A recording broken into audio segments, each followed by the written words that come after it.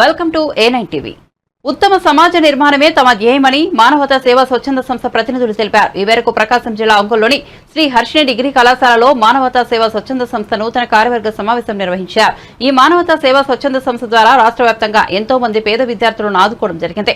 అలాగే రాష్ట్రంలో రాజకీయాలు కులమతాలకు అతీతంగా పేదవాడికి సహాయం చేయాలని ప్రధాన ధ్యేయంతో ఎన్ రామచంద్రారెడ్డి నేతృత్వంలో ఈ సంస్థను ఏర్పాటు చేశారు.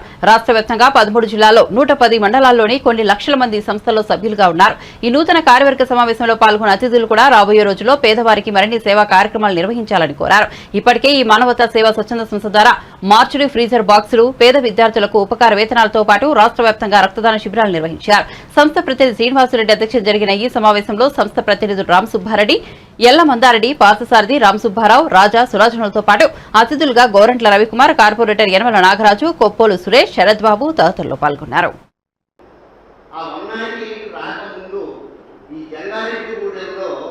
ఆ లెక్చరర్ అక్కడ ఉన్నటువంటి రోడ్ యాక్సిడెంట్స్ చూసినప్పుడు అప్పుడు ఎవరు ఈ రోడ్ యాక్సిడెంట్స్ అంటే ఎవరైనా వెళ్తే వాళ్ళకు కేసులు అవుతాయేమనేటువంటి భయంతో ఎవరు వెళ్ళేటువంటి వారు కూడా కాదు.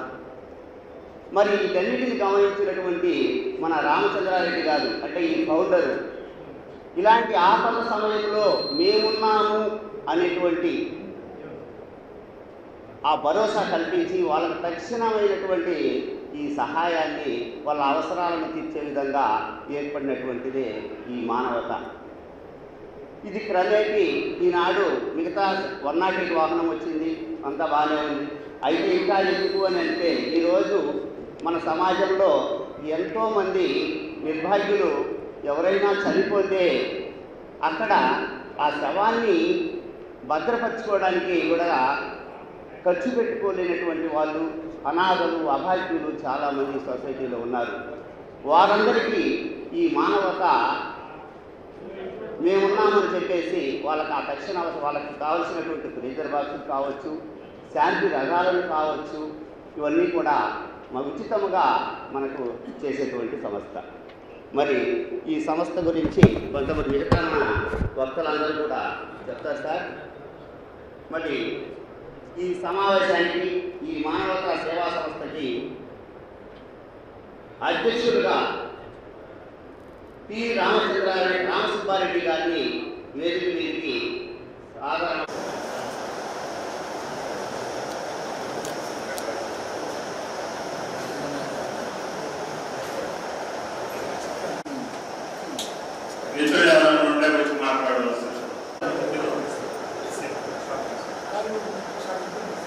నేను ఈ మధ్య సోషల్ మీడియా వేదికలలో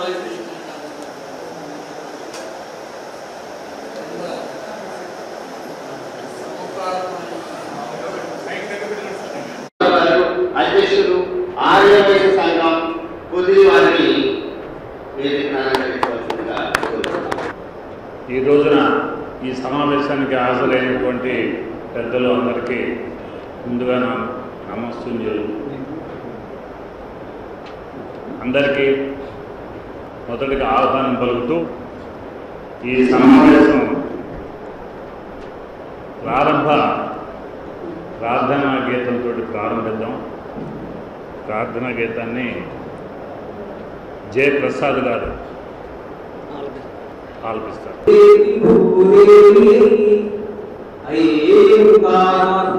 విశ్వమాతృగణవై ఇంద్రాణివై రేపువై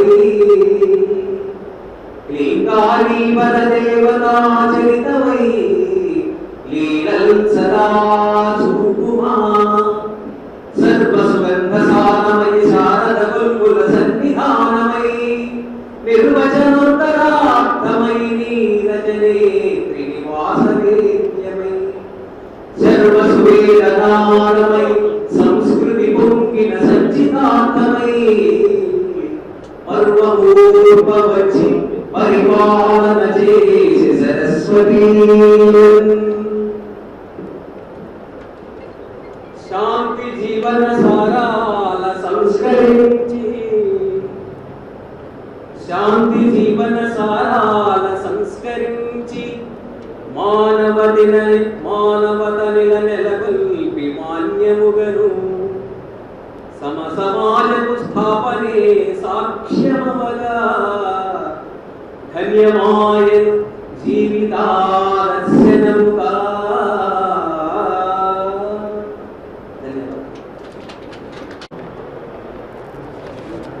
ముఖ్యంగా ఈ రోజున మనం ఈ సమావేశం ఏర్పాటు చేసుకోవడం, నేను కొత్తగా రావడం, అందువల్ల ఇక్కడ ముందుగా మన కాడికి పొదిల్లో ఈ సంస్థని ఏర్పాటు చేసి కొంత వారు దాని మీద అనుభవం సంపాదించి కార్యక్రమాలు నిర్వహిస్తూ ఉన్నారు. ముందుగా వారిని ప్రసంగించవలసిందిగా ఈ సంస్థల గురించి నాకుండేటువంటి పరిధిలో సమాజానికి కొంత సేవ అందించాలన్నటువంటి దృక్పథంతో ఇటువంటి మంచి వ్యక్తులతో కలిసే అదృష్టం నాకు కలిగింది. నా మిత్రుడు కల్లం సుబ్బారెడ్డి పొదిలిలో ఉన్నారు. ఇటువంటి వ్యక్తులు ఎల్లమందారెడ్డి, నా మిత్రులు పెద్దలు జీసీ సుబ్బారావు గారు, అదేవిధంగా హెల్త్ డిపార్ట్మెంట్ వినోద్ గారు, ఇటువంటి పొదిలిలో ఉన్నటువంటి పేరున చెప్పుకుంటే చాలా మంది వ్యక్తులు సహకారంతో నేను మానవతా స్వచ్ఛంద సేవా సంస్థ పొదిలి శాఖని ఏర్పాటు చేయడం జరిగింది. ఆ సంస్థలో నన్ను చైర్మన్గా ఎంచుకోవడం, మరి వివిధ కార్యక్రమాలలో పెద్దలు పూజ్యులు వ్యవస్థాపకులు రామచంద్రారెడ్డి గారి యొక్క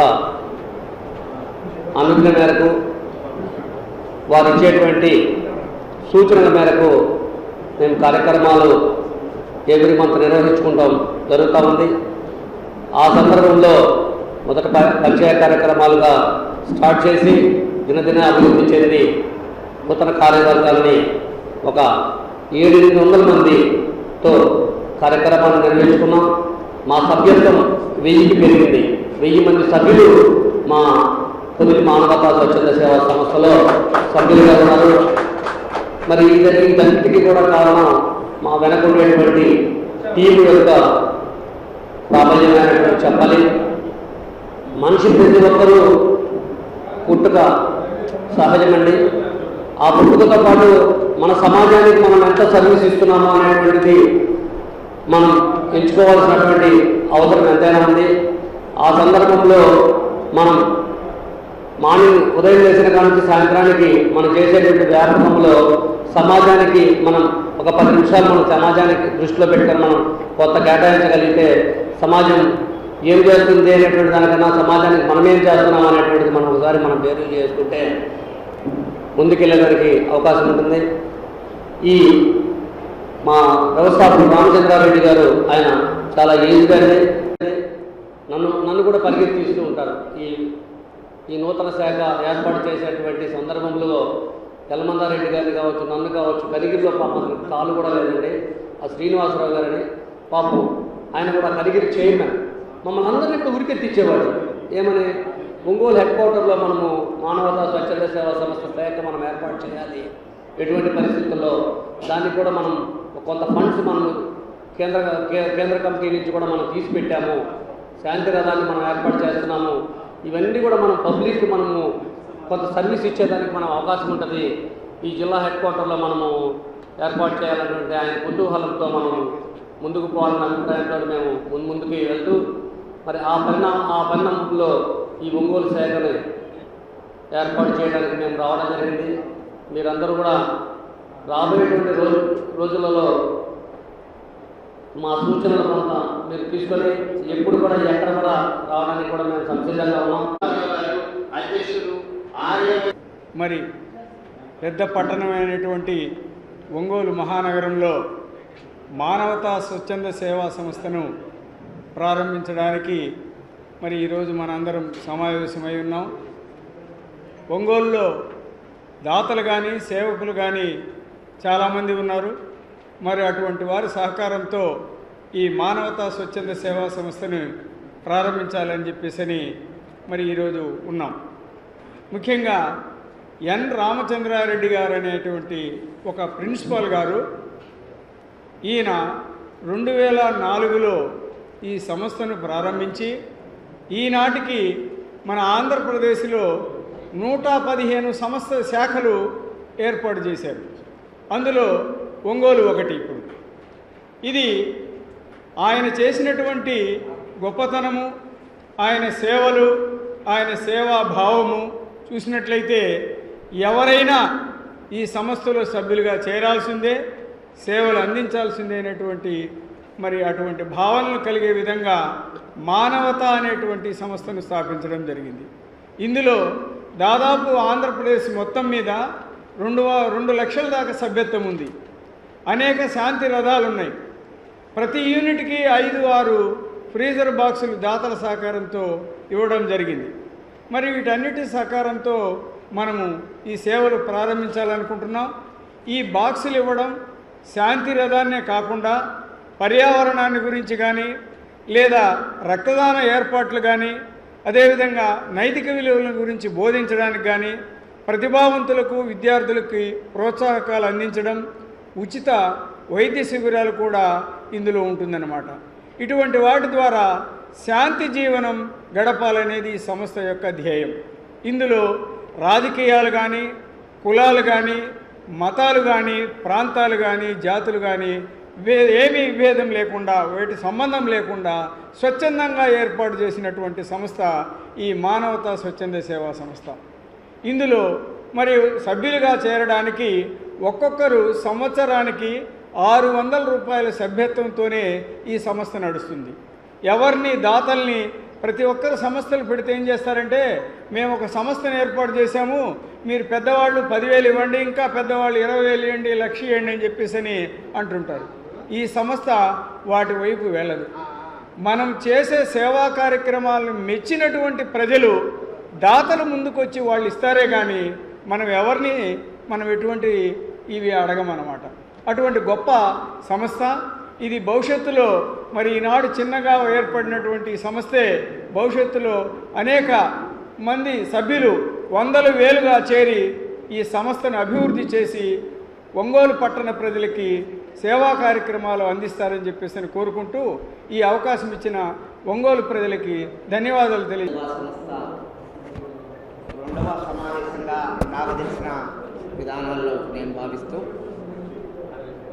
మరి వేదికని అలంకరించిన పెద్దలందరికీ, పొదిల నుంచి విచ్చేసిన చైర్మన్ పాండు గారికి, వినోద్ గారికి, యలమందారెడ్డి గారికి, బేగ్ గారికి, మరియు ఒంగోలు నుంచి కార్యక్రమానికి హాజరైన పెద్దలందరికీ, మేడం గారికి, అందరికీ కూడా నమస్కారం. ఇవాళ ఈ కార్యక్రమం మానవతా స్వచ్ఛంద సేవా సంస్థ అనేది సక్సెస్ కావడానికి కానీ, పొదిల్లాంటి ఊరు, ఒంగోలు అంత ఊరు కాదు, అయినా కానీ ప్రారంభ సమావేశంలో 600 మంది చేరడం, ఇవాళ 1000 మందికి చేరడం అంటే చిన్న విషయం కాదు.